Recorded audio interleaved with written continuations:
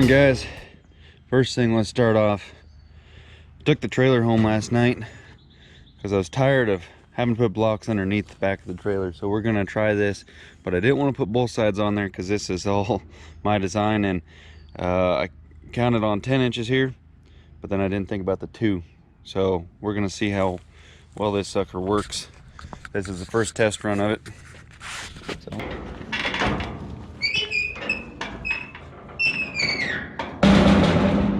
That's a little freaking close. This is about as flat as I can get, but I'll throw a block underneath the center of it. Go ahead and grab the 12 and then hit the road to the next shop.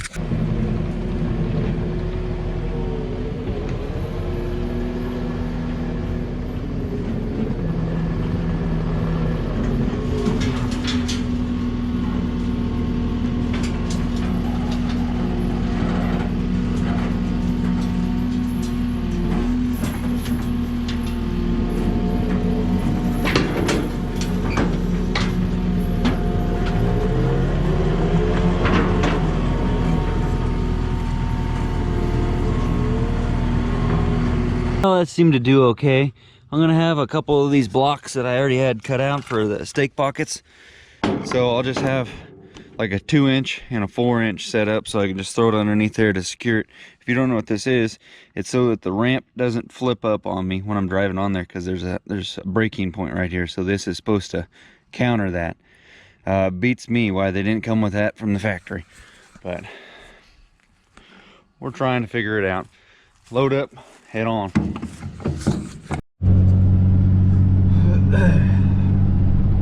Alright, so I just picked up the 12, headed to the next job. That right there behind that house is the next job. But that's a gated community, so literally that job from the job to job might have taken me like a minute and a half to drive there. But the fact that it's in the gated community, I gotta drive about 6 miles out of my way.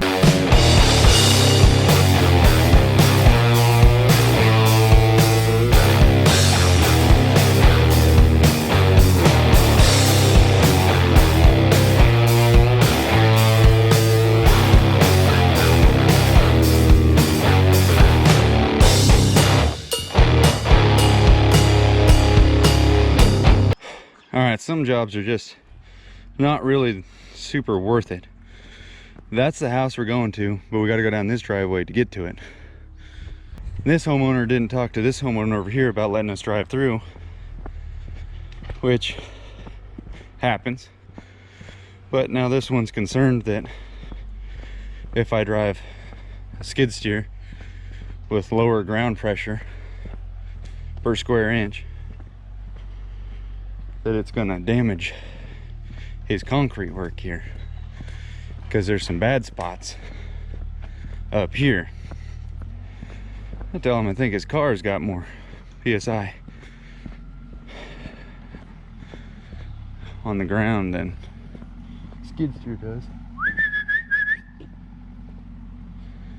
So I'm walking it now, getting a video of it beforehand. You can see damage right here. I'm going to avoid that. I'm not going to turn over there. Damage right here. Damage here.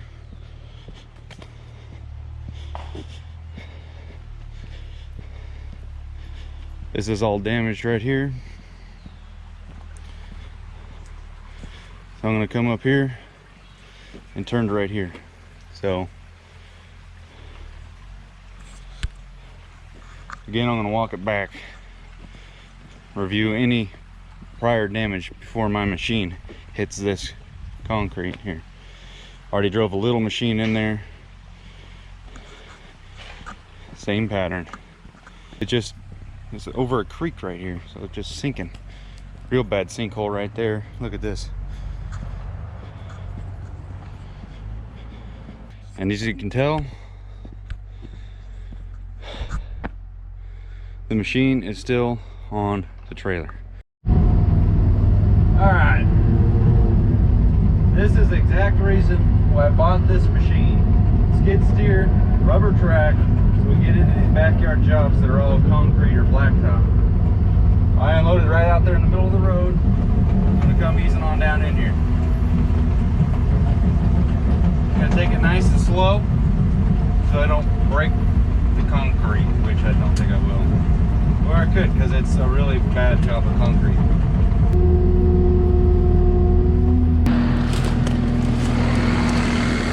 There we go. Witness what my tracks did to it. Didn't hurt it. You can tell this is already cracked by the fact it's got grass growing through it. Thanks to that fiasco of having to talk to the neighbor, B-Belt's already got the tree out of the pond. I guess that root ball's a little heavy. Look at the front wheelie there. So now we're gonna mulch this up. I'm gonna put Boone away. I think we gotta get a water pump set up or something and grind this sucker up. So.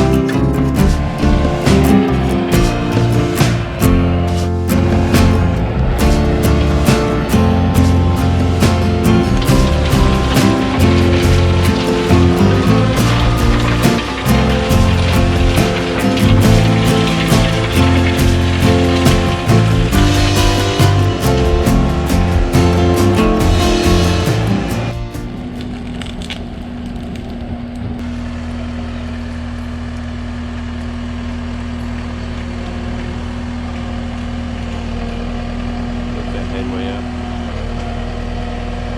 Keep coming. Alright, hang on. Alright, go ahead and turn.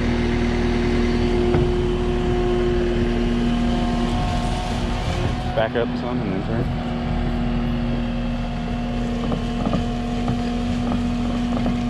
Keep backing up. You got one.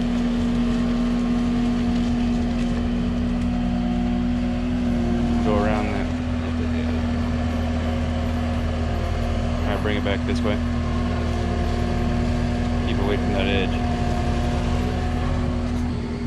Alright, there we go. That's the heavy machine. The other one, significantly lighter. Zero damage to the blacktop, or the concrete work. Apologies there. Left a little bit of rubber, but no telling how old this is.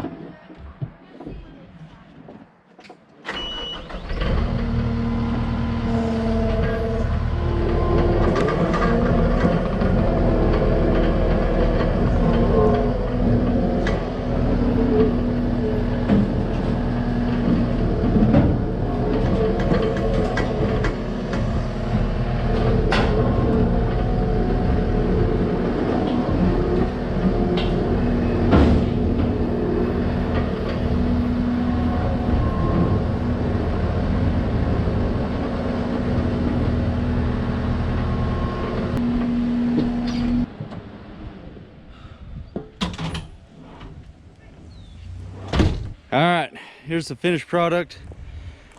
trees out of the pond. It just seemed like the more time went by, the more leaves tried to surface up out there. So leave those, but I put some chips right here for erosion protection, mulched up a pile of old firewood, even mulched up some stuff for the nice neighbor, and did a bunch more erosion protection right there. And then I took my broom everywhere I went with the machine. I swept it out. So aside from the grass being knocked down, you can't even tell that I was there. So I'm gonna go talk to the neighbor and make sure everything's all good and get on out of here. Glad to be leaving this bird. When I was leaving here earlier with Takahuchi, the actual owner showed up. This is his ex-wife that lives here. The owner told us where the property lines and everything were. The neighbor, the guy that threw a fit, he said, nope, you guys were trespassing. Then when the actual owner shows up, he says, no, you weren't, you're on my property. So who's to say who's right, but we're out of here. And the guy that threw a fit, the neighbor, he ended up asking me for a card. Oh, buddy, maybe I do need to get the tank at the house. This is getting ridiculous. I got both trucks, towing equipment. I stopped and filled both of them on the way home. So they'll be ready for tomorrow, and I'll have to deal with that freaking well drill guy. All right, guys, welcome back to the shop. It's midnight. It's been a long day, but I wanted to knock some more stuff out tonight, and I needed to go into more detail on the circumstances of the job today. It wasn't really that much fun dealing with stuff like that. What had happened is a buddy of ours called us, said, hey, got a job that might fit you guys better than me, go check it out. We did. It worked out because it was right down the road. So we go look at it and say, yeah, we could do it at this price. And the guy said, yeah, sure, let's do it. My dad said, go ahead and call the neighbors, make sure that's cool, we can go through their yard and go in. And he supposedly was supposed to do that. And to our understanding, the only part of the neighbor's property we're going to go on would be technically a right-of-way, that driveway. But where we hit the dirt, that was supposed to be the actual guy we were working for's property. So I dropped the excavator off the night before, got a jump start on everything. Dad showed up bright and early. I'm still getting the 12. I show up and he says, you got to go talk to that neighbor up there. He's throwing a little bit of a fit. So I go up there and I talk to him, and he voiced his concerns, and it made sense. Yeah, it's a concrete driveway. Machines, yeah, they could tear it up. But like I told him, we literally bought machines so that we could go on blacktop and concrete without really hurting it. Because, I mean, single grouts are, like, imagine driving the Prime Tech on that. You just eat it all up. So the 12 fits bill perfectly for something like that. And the guy was getting kind of attitude with me and stuff, and I tried to keep him cool and respectful to him, but a little stern. But he said, well, you guys go ahead and do it, but if you guys break anything there, you guys will be responsible for the damages. And I said, yes, that is how the world works. We're grown-ups and we take care of our responsibilities. We break something, we bought it. It doesn't help us if we break something. We're trying our best not to, so we can go on about our day and do what we're actually trying to do. So he's like, hey, get off that. The neighbor, he tells me, he's like, oh, I've heard stuff like that before. And I said, you haven't heard that from me before, so give me a little credit. And we did the job, knocked it out. He gave us permission, you know, with contingencies. Knocked it out, got everything done, and went up to him and I told him, I said, everything looks good. I filmed it before and after, and that right there, that really kind of got him, because he almost seemed like a guy he might want to come at you later on. But when I said I filmed it before and after, that's what I think saved my butt. I don't know how far this guy would have taken it, but you never know. It's better to save your butt, cover your six, than, you know, it's nice and simple. I filmed it with both my GoPro and my phone, just in case something shut down. Didn't want to risk it, because it was an easier job in and out, but little things like that really complicates the whole business. And it was funny, at the end, the guy wanted us to come back and work for him. The neighbor, after all the fit that he threw, he wanted us to come back and work for him. And I said, oh, we've been subbed out by a different guy. You're gonna have to talk to the homeowner and he'll give you the other guy's number. I can't be stealing work. This isn't my turf. But I just wanted to elaborate a little bit more on the circumstances with that before you thought I just showed up and started doing some pirate mulching, because that wasn't the case. We had permission. Just, I don't know, people were a little bit off subject on what they thought was theirs and not theirs. I don't know. But we're done and out and on to something new. But I got my first actual surprise fan mail. Opened it earlier. I might have tripped and fell and squished it earlier because it's dark outside and there's stuff in my way. But don't tell anybody I ate crap out there. Look what I did. I hurt my finger. That's all it did. Anyway, so I have a P.O. box. If you guys want to send me stuff, more than welcome to them. Not asking for free stuff, but some cases, you know, something I might need and don't even know about. If you wanted just to send it, that would be awesome. But again, no pressure. But I go check the P.O. box, and lo and behold, we got a big old package in there. So I went and opened it up. Check this thing out. I've never even seen one of these birds before, but it clips onto your wheel or your tire, and then you can stand on the side of your vehicle. So I'll have to get that thing and try it out. But it does, oh sorry, I'm breaking her. It does have a note, and I want to do a little bit of answer some questions from the comments as soon as we're done here. There's one note we got there. It says, hi Samson, thought you could use this for your trucks. Thanks for all the video content you provide. From Andy C. MCRD 42. Thank you, Andy. Very much appreciate that. Son of a gun right there. Complete surprise to me. I go there and the you know, it's a little bit smaller town, I guess, a little bit here, and the post lady, because I don't check my P.O. box that often, just because I don't have much time. I try to, but I walk in and she's like, you know, I didn't think you were ever going to check that box. And she goes over and grabs this thing and throws it to me. But yeah, I've never seen one of these before, so thanks again, Andy. Much appreciated. But I want to go through and click out a couple questions. I said I would do this at the end of some videos. Brian Gardner, what kind of grapple is on the excavator and how do you like the FAA head? FAA head for the 12 and Prime Tech and all that stuff, definitely my favorite brand of mulcher heads as far as skid steer platform and dedicated. I like those a lot. And then the big excavator and the little excavator both have a Valby grapple on it, and then the 080, it might be made by Valby, but it's something else. It's a couple of initials or something. I'll try to put a link in the description at some point for that son of a gun. And this guy's asking if I could haul the 12 and the little X on the trailer. I already talked to him. Mitch, the new trailer I will. As on John Jenkins, has California's laws changed after the worst fires in history? Well, it's not so much the fire prevention that has been the problem, it's the logging. Been some pretty heavy restrictions on logging, and that's kind of what sucks. But as far as fire prevention, as in thinning the forest on underbrush, that's always been fair game. You don't need to really file paperwork for that kind of stuff. Devin, we got to talk to him about this. Transfer case issues on his, he's got a high mile truck, but she's still ticking. 3rd gen with the NV 5600. He's having a little bit of trouble with his transfer case. Prime Tech. Carl J 3515 asking about the Prime Tech. Prime Tech, we bought that machine used. It had 1,300 hours on it, and apparently it was a lot of side slope.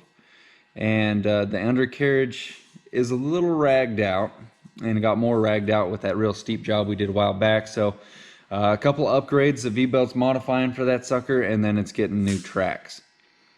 I already talked to Hayden about this. The 12 burns about a gallon of DEF every 30 hours.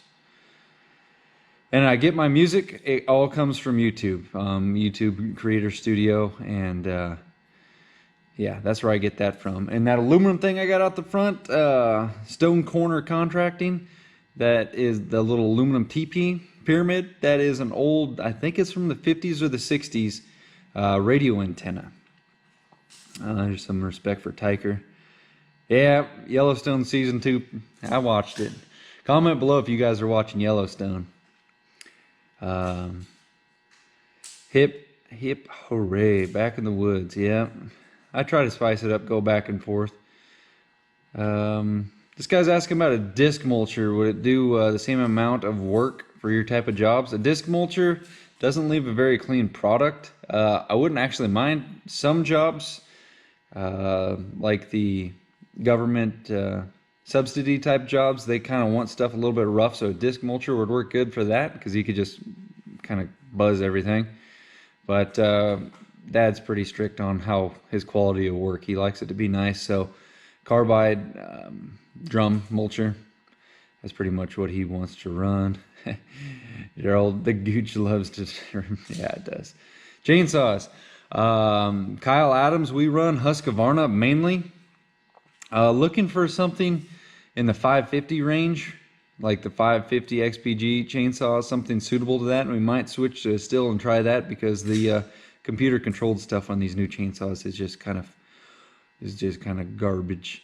And McCord Johnson, what kind of transfer pump or transfer fuel pump is on your 5500? It's a $60 eBay special. Comes with the nozzle, suction, and everything. I did a video on it. I'll try to tag it. Do we do any contract work, wildfires, heavy operator stuff? Nope. Pretty much all we do is private stuff, residential logging, and we did a couple of government subsidies. It's through the same agency, through the same people. Be nice to hear from your dad or uncle, maybe just life lessons learned from them, kind of thankful son type things, how the business started evolved.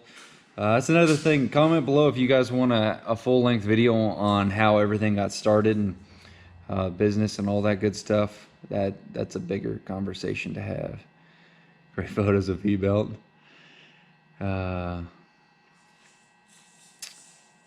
Regal 2800. He's talking about how long does it take to decompose the mulch. A lot of the mulch is mixed up with the dirt, so it helps a little bit better, but for the most part it's like chips out of a chipper in a sense. A couple of years later you still see it there, depending on what kind of wood and stuff like that. Let's see, I think we're running out here. Another one asking how we started it. Pete Toth. Robertson. All right, that's all the questions. I'll try to do, let's aim for like once a week. I'll answer all the questions from, I'll pick a video that you guys asked a lot of questions on. But until then, thank you guys so much for watching. Be careful out there when you're doing your jobs. It doesn't really matter what you're doing. Something as serious as doctor work. Sweeping somebody's driveway out, you sweep up a rock and it hits somebody else's car. Little accidents happen, but sometimes somebody could be out just to get you. And that guy that we worked next to today, knock on wood, he doesn't, something like that doesn't happen where they just go out to get you. But, you never know. You don't know people. You just gotta do your best to protect your six, and then when it comes down to it, have an actual proof of everything, such as the fact that I film pretty much everything, and most days I'll film enough stuff to make 6 different videos and throw a lot of it away. Which, if I do, I still have a lot of random footage. I considered the idea of putting a bunch of clips together and just making one random edit. If you guys are also interested in that idea, comment below. Trying to get you guys commenting on some stuff. I want you guys to intervene in some of these videos. And by the way, Grandma's truck. Old boy Too Tall texted me on Instagram wanting to make a deal. He's got some extra goodies for the stick shift swap. I'm really torn, but I think I got to do it. I'm going to put I have an MV 4500, 4-wheel drive, everything. I just need the shifter tower, shifter, clutch pedals, and I'm going to get new drive shafts and stuff. So I think we're going to do it. So this weekend, it is Thursday night, midnight now. Let's see how much after midnight. It might be Friday morning now. Yep, 12:06. So we're gonna end this one. Thank you guys so much for watching and sticking along through my long rants and all that good mess. Weekends are for the shop, I'll tell you that much right now. And it's gonna be good times ahead. But again, thanks guys. Really appreciate every one of you that tunes in and views my videos and hits the thumbs up button. It means a hell of a lot. But anyway, if you guys are bored watching me, go watch Cletus, because that's pretty much all I do. Talk to the camera and watch Cletus. But see you guys later. Bye. Damn, this thing's badass. Thanks, brother.